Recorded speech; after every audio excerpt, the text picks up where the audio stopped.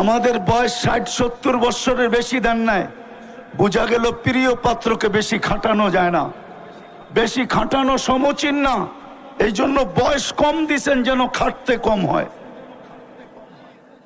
তারপরও মনে হয় ভাবছেন বেশি দিয়া দিলাম কিনা, খাটনি বেশি হয়ে গেল কিনা।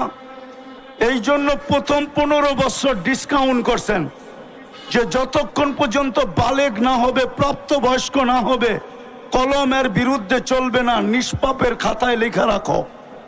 15 বছর বাদ তারপরও যা রইল, ভাবছেন এটাও বুঝি বেশি হয়ে গেছে, প্রিয় পাত্রকে বেশি খাটানো হয়ে যেতেছে কিনা। তারপরে আবার ঘোষণা দিছেন যতক্ষণ তুমি ঘুমাবা, চাই সৌদি যুবরাজের মতো 27 বছর ঘুমাইতেছে। সৌদি এক যুবরাজ আছে 27 বছর ধরে বর্তমানে ঘুমাইতেছে। কত বছর বলো? তোলাবারা ফতুয়া দিতে পারবা? ওর বিরুদ্ধে কলম চলে? ও জীবিত, ও যদি ভালো হয়ে ওঠে তাইলে ওকে নামাজ কাজা করতে হবে? আরে বলো না কেন? কলম ওর থেকে উঠানো। আমরা যতক্ষণ ঘুমানো থাকি ততক্ষণ কলম আমাদের বিরুদ্ধে যায় না, মাফ। তাইলে রইল কতটুকু? এটা কেন দিছেন? আল্লাহ আমাদেরকে নিজের জন্য নির্বাচিত করছেন। বলবেন কিভাবে? কোরআন বলে সুহাদা আলান নাস, কিয়ামতের দিন তোমাদেরকে সাক্ষী হিসাবে দাঁড় করাবো। যেদিন বিচার কার্য করব ওই দিন তোমরা আমার পক্ষে সাক্ষী দিবে।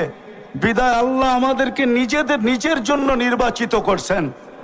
কিন্তু কিয়ামতের দিন যখন আমরা সাক্ষী হিসাবে দাঁড়াবো, সমগ্র উম্মত বলবে যদি দুনিয়াতে না পাঠাইতেন তাইলে বলতো এরা তো দুনিয়াই দেখে নাই, এরা সাক্ষী দেয় তো দেয় কি কইরা।